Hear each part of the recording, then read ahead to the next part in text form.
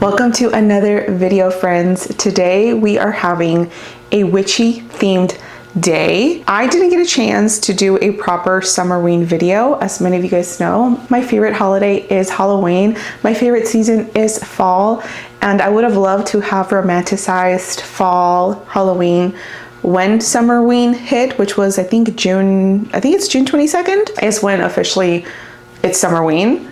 June 20th through the 22nd. I'm not sure when it is. Last year I got to do a full Summerween video, which I loved and I had so much fun. But this year with the move and everything that's been happening, I didn't get a proper chance to celebrate Summerween. So we're sort of doing a Summerween celebration a little bit later. We are sort of towards the end of July already, but you know what? It's never too late. And plus we are heading straight into fall very soon. There's already a whole bunch of just fall decor that I've been seeing online that's just hitting the stores. It's just a whole vibe. So we're going to do a Summerween celebration, but with a twist. I want this to be focused on more witchy, magical Summerween day that we're going to be having today. More so, we're going to be doing it inspired by practical magic. I'm sure many of you guys have watched Practical Magic already. If you haven't, please give it a watch. It is one of my all-time favorite witchy movies to just watch, honestly, year-round. I love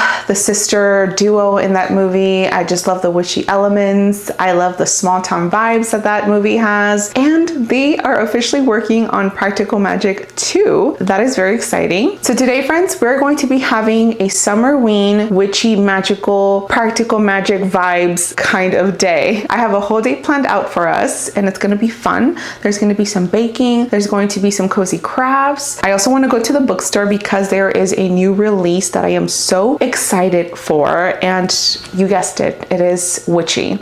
So we're going to head out to Barnes & Nobles as well to go and get that, and we'll just get into some more coziness throughout the whole day. So grab your witchy drink. Today I am drinking just some regular coffee with a splash of cinnamon and creamer in my Witch's Brew mug, which is very proper. I think I got this, oh gosh, years ago from, I think, Target. So cheers to that. Let's go and have a very witchy, magical Summerween day.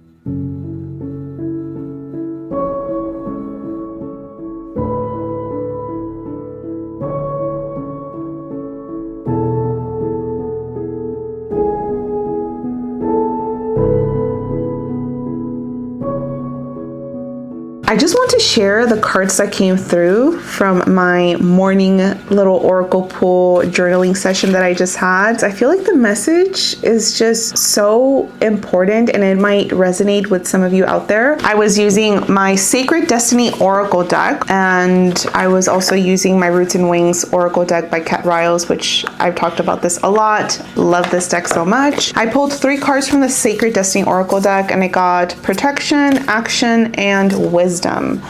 And I also pulled a sort of theme card from Roots and Wings Oracle deck, and I got the card titled Father. I wanted this to sort of be the overall theme of the entire message as a whole. After pondering on these cards and kind of seeing where my mind traveled when I pulled these cards, because that's usually how I like to read my messages. I don't necessarily like to go based off of the handbook. I am a voucher of trusting your intuition and kind of seeing where your body, your mind travels to whenever you pull a card. I like to look at the imagery, obviously the word or the phrase that the card has, and kind of seeing how that adapts to me. And I feel like sometimes when you're reading the little pamphlets or books that come with the decks, you feel like you're solely only able to read cards based on that person's or whoever wrote this or designed this own perception, which I think is still cool. Don't get me wrong. I still read the handbooks sometimes when I feel like nothing is sort of coming through and I need a little bit of help. I feel like for this card spread, I got very action forward, very masculine type of cards, very powerful sort of cards. I feel like I honestly really needed that because for the last handful of years, I have been in this healing journey of mine, this very needed soft girl energy version of myself that I desperately needed. I feel like my upbringing was very masculine oriented. As the eldest daughter, first generation daughter, I had to grow up very quickly, and I feel like I grew up with this masculine energy of always having to figure things out, of being a leader for my younger siblings. So the last couple of years, I've really stuck to my healing journey to try and connect to my feminine energy, my soft girl. I've been in my soft girl era. But I will say that as much as my soft girl era, we'll call it that, has really healed a lot of parts of me, I feel like in some ways it has made me a little susceptible to being scared. Before, I was fearless, I feel. That would be a word I would describe myself. I was very much a go-getter. I was very much always on the go. And even though that in itself was a little bit toxic, or should I say a lot toxic, and I've definitely taken the time to heal that part of myself by being in my soft girl era, I will say that my soft girl era has sort of toned down a lot that fire that was burning inside of me, my passions, my creativity, my go-getter mentality. And it made me a little bit inferior or a little bit of second guessing myself of the things that I can accomplish. So I feel like this message from the cards really put into perspective that there is room to both be soft and be fierce. Just because we take the time to heal and to tend to our inner garden and heal parts of ourselves that definitely were influenced by our upbringing, that being soft shouldn't mean to be quiet, if you guys know what I mean. And I feel like that, personally for me at least, that has been my experience. Maybe I soft girled too much. I don't know if that's possible, but I feel like in my case it has been, and I have definitely lost touch with that I can do this mentality. I can stand my ground. I can voice out how I feel and voice my opinions. And I definitely have seen over the last few years that I've been in my soft girl era, how that softness has made me a little bit scared to voice out my opinions, to feel confident enough to be able to get stuff done. And I want to read to you guys some affirmations that I wrote that came through from this card spread. The first one is, I will not let the gentleness of healing keep me from my fire. My softness has reignited my passions. I can be both soft and fierce. So those are the affirmations that I wrote, and I'm going to be keeping those near and dear to me as I am reigniting my fierceness and making space for both that fierceness and my softness. There has to be room for both. I don't want one to overpower the other one. Whew, that was a really good read, you guys. I really hope that that resonated with some of you guys out there. I think now I want to go and do some baking while watching Practical Magic. I came across a recipe on Pinterest. It is a cookie chocolate recipe that looks very delicious. I'm a huge fan of chocolate, so let's go and do that while we watch Practical Magic.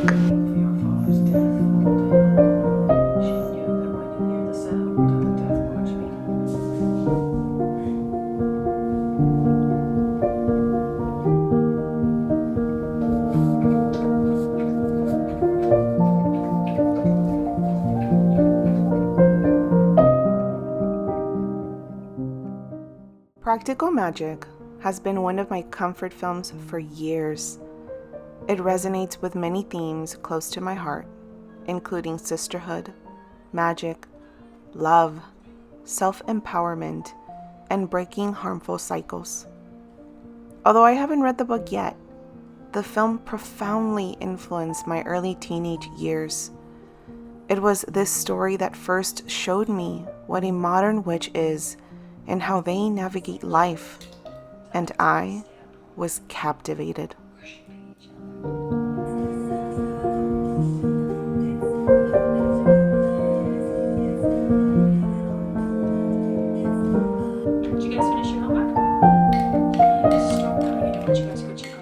The movie beautifully illustrates what magic can mean for me, emphasizing that being a witch transcends beyond spells and potions.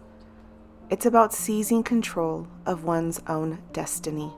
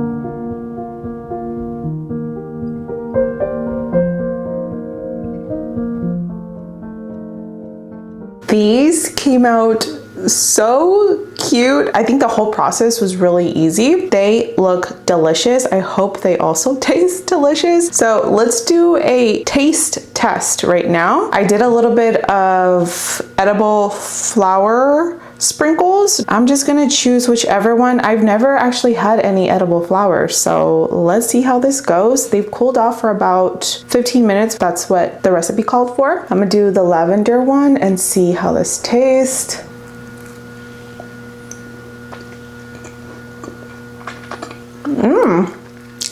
Definitely not sweet, not that sweet, which is what I was going for. I think the recipe called for maple syrup, but I preferred to use agave. I really like the taste. They are soft. I could really taste the lavender. I think the lavender flakes that I used are really potent.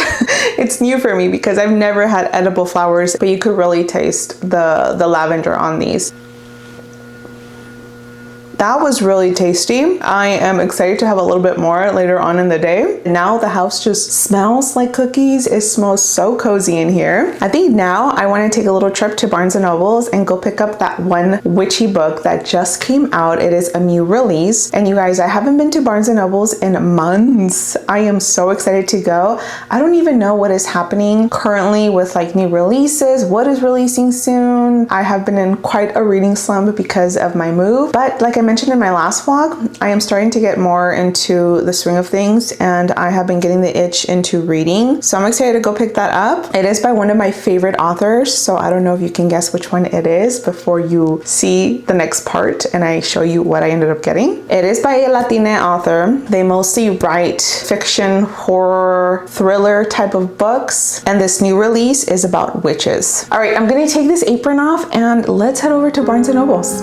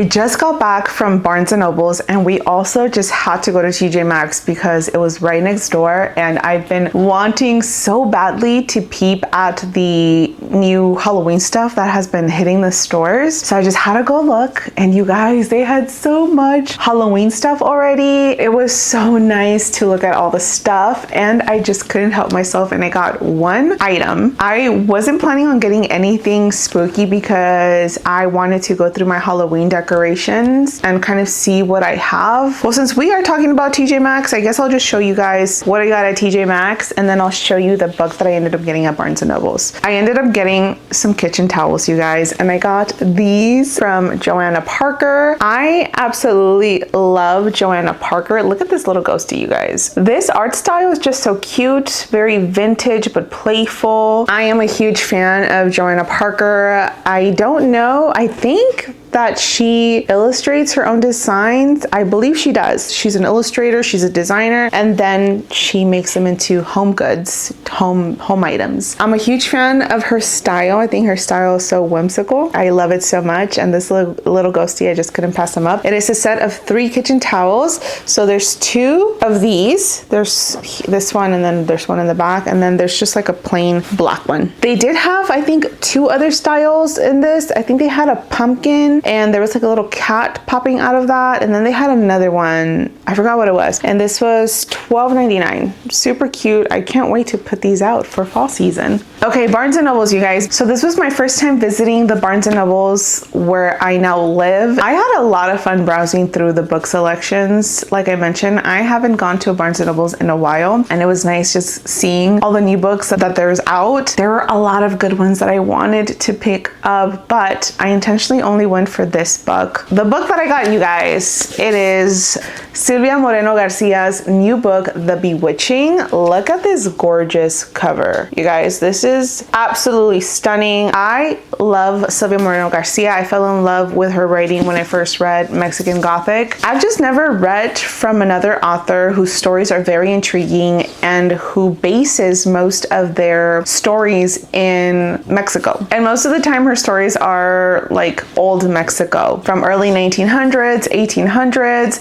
and I am a period girly. I love period pieces. And of course, she came out with another book, The Bewitching, which is also, I believe, a period piece. Actually, I believe this takes place in different eras. Yes, it does. It says here, 3 women in 3 different eras encounter danger and witchcraft in this eerie multi-generational horror saga from the New York Times bestselling author of Mexican Gothic. So quick synopsis, this takes place in 1990 in Massachusetts, and we are following our main protagonist, whose name is Minerva. And Minerva is attending a school there where she is finishing her graduate program, which is focused on the history of horror literature. And she is particularly researching the life of Beatrice Tremblay, who was an obscure author of Macrobay tales? Macrobay. So Minerva is studying Beatrice Tremblay, who is a very famous author who wrote The Vanishing in this novel. And I think he existed sometime in the 1900s, something like that. But something horrific happened to Beatrice Tremblay and a roommate who I believe they had fallen in love with each other. And as Minerva is studying this famous author, this story that she is studying from them sort of ties in to some old stories that Minerva grew up hearing from her great-grandmother. And these are stories that had to do with witches from the early 1900s in Mexico. And as Minerva is researching Beatrice Tremblay's works, it kind of seems that she has discovered something sinister, and this thing that was haunting Beatrice Tremblay seems to also be haunting Minerva now. I cannot wait to dive into this. I might dive into this today.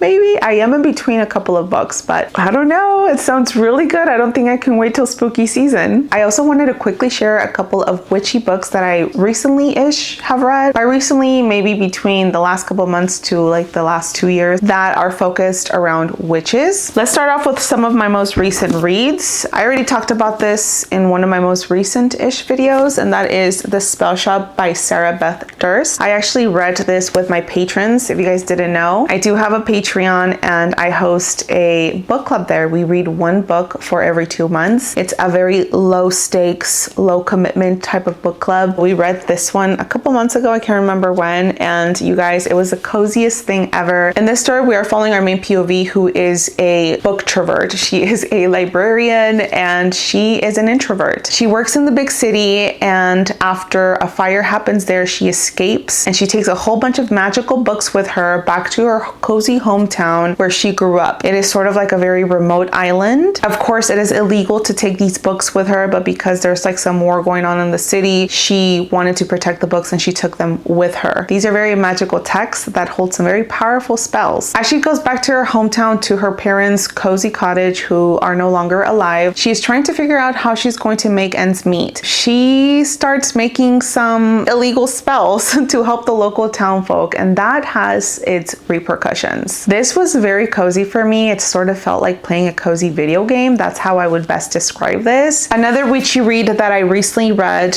is The Witches of New York by Amy McKay. I also recently talked about this a few vlogs ago. This is following two friends who are witches, and they have a sort of tea shop of sorts where they sell spells and herbal tinctures of sorts, and they also do like palm readings, they host seances, and one day they hire a shop girl to help them out around the store. And this new shop girl has some great powers which sort of get her into trouble, and now the two friends who own the shop now have to figure out how to help their shop girl. I really love this so much because it really brings community together, community of witches together. You really get to see the lives of these witches who live in New York and what their lives look like. And what I really loved about this is that it feels realistic. It's not like some magic mumbo jumbo type of witchcraft or magic. This feels very real to the way that maybe a modern witch practices magic today. Another recent read is A Sorceress Comes to Call by another favorite author of mine, T. Kingfisher. This is sort of a dark reimagining of the Brothers Grimm's The Goose Girl. In this story, we are following our main protagonist, who is a normal human, but her mother is a witch, and she is not very nice. One day, her mother has this man fall in love with her, and she has her daughter and herself move into their house. Let's just say that her mother is not doing any nice things to this man and his family. But our main protagonist feels very bad, and she has grown to like this family. So now our main protagonist has to decide whether she keeps on covering for her mother or she actually stands up and do what is right. I really love the conversation that we're having in this book between mother and daughter relationships. I really enjoyed this novel. Some older books that I read a couple years ago, of course I have to put this on here. It is Alice Hoffman's Magic Lessons. This was such a good read, you guys. If you guys remember in Practical Magic, in the beginning of the movie, there is a small little segment of Maria Owens, which I suppose is Sally and Jillian's like great grandmother. This actually follows the Owens bloodline, which started off with Maria Owens back in the 1600s. So this is telling her story and how this curse that we've come to know in Practical Magic, how that came to be. The story itself is sad, it is empowering, and there's some very cozy little recipes in here that I really love. I was very surprised that this had like some little cute just recipes, like recipes for love, or like little spells of sorts. I really enjoyed that. Over My Dead Body by Sweeney Boo. I am a huge fan of graphic novels. If you do not read graphic novels, please give them a chance. I love graphic novels. It does something to my brain just getting to see beautiful art while also reading a story. If you are a fan of The Chilling Adventures of Sabrina, love that show. I was so upset when they canceled it. Then you're going to love Over My Dead Body. This is giving dark academia vibes. It is a witchy school where our main protagonist goes to, and she has a group of friends. One day, something very bad happens to one of her friends, and she sets out on a quest to try and figure out what exactly is happening. And last but not least, The Witchery by S. Isabel Isabel. I believe this is also, I think it's a duology, if not a trilogy. This follows three friends, I believe, or four. It's been a couple years since I read this. So it has like a dual POV or multiple POVs. Again, this group of friends attends a witch school. There's this thing that happens annually where these wolves come out and hunt humans. And it is the job of the witches to unite with the humans to try and combat these wolves that are out to get the humans. But witches and humans haven't always had a great relationship. So we are following these group of friends who have their own unique powers and abilities to try and help the humans out. Of course, there is conflict, but this wolf hunt is getting near, so they're running out of time to try and work together. So those are some of my favorite witchy books. I have a lot more, but for the sake of making this video not too long, those are the ones that I picked. I think for now, friends, I'm going to go and do a little bit of gardening. I bought 2 new plants for my garden beds that I need to go and put into their new home. And after that, we're going to be doing some cozy crafting just to wind down for the rest of the night. I have a very special craft that I want to try out, and I'm excited to take you guys along and hopefully do it right.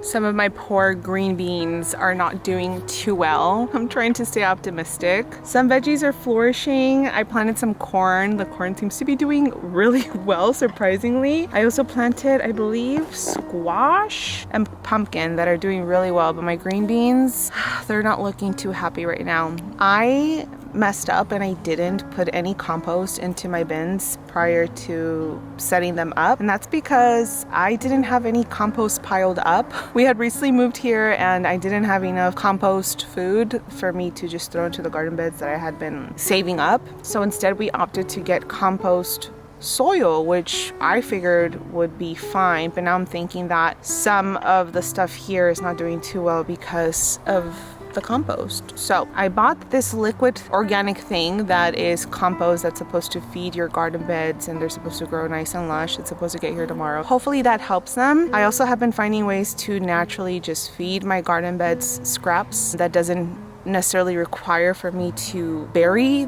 them under the soil, if that makes sense, because everything that I planted is obviously already set up. So I've been putting like eggshells. I also have been soaking banana peels in water and just feeding the water to the garden beds, as well as rice water, I believe is what I read as well. So I haven't done the rice water, so I'm gonna do that as well. I am a first-time gardener, so I know this is going to be, trial and error. So that's how that's going.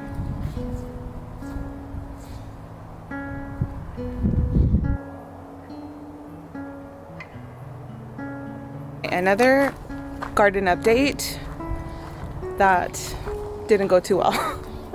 I had planted some lavender at the sort of doorstep by my front porch, and I think also marigolds. I think they were annuals, but lavender is a perennial, so it's supposed to, last you a while. And they both didn't make it. Oh my gosh, I feel so bad. I know they both like sun a lot, and I don't know if maybe the area where I planted them just wasn't a good area, or the soil just wasn't good, because I did plant them straight to the ground, but they didn't make it. Even though this area does get pretty good sun, fortunately I had to take them out because they were dead. So I got 2 mint shrubs instead because we need to keep pests out and mint is really good for that. So I ended up planting some mint by my front porch. But also, because I wanted more flowers around me, I had gotten like this seed packet that sells a whole bunch of different types of flowers, seeds in one little packet. Just for last minute hope, I threw them all around the mint shrubs, and you guys, they are growing. Let me show you. This is where the lavender and the marigolds, potential marigolds, were. Now I have 2 mint shrubs. And also I ended up throwing new soil on here because I do feel that the soil that was here or underneath this was pretty hard. I ended up putting more loose type of soil on top of here, and I threw the seeds around the mint shrubs, and look at all this beautiful wonder, you guys.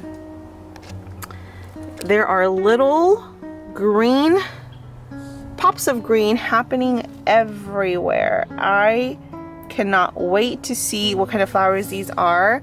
I forgot what the packet said, but it was like a whole bunch of different types of seeds, and they're pretty much growing all around here. So I don't know if this was a good idea, but yeah, these are supposed to attract pollinators, butterflies, hummingbirds. So yeah, and I think this was a mix of perennials and annuals, so we'll see what ends up growing. I'll keep you guys updated.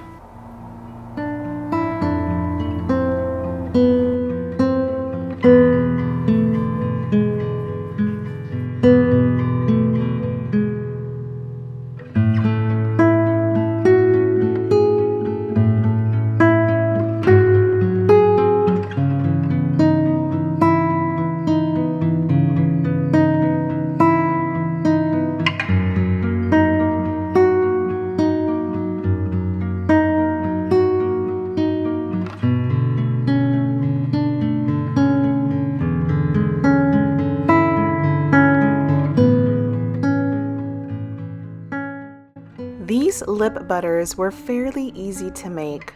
I decided to make mine infused with rosemary as I wanted to focus on a recipe that is moisturizing, soothing, and supports dry lips. And rosemary is great for that. I also have a lush rosemary bush growing in my backyard and wanted to use some of the rosemary leaves as a sort of garnish to top off the lip butters. These came out so good and they smell amazing. I felt like a total witch making these. My family is coming up to the cottage this weekend and I plan on gifting these to them and of course keeping some for myself.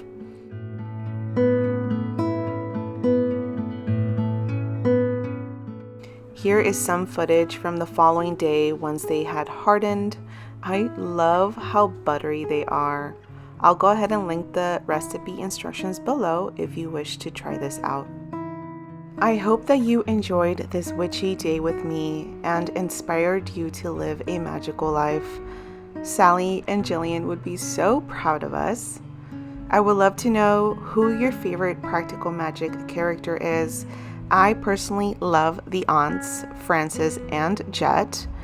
I love their personalities and honestly thrive to be like them as far as how they live their witchy lives. I'll see you in another video soon, friends. Take care and bye for now.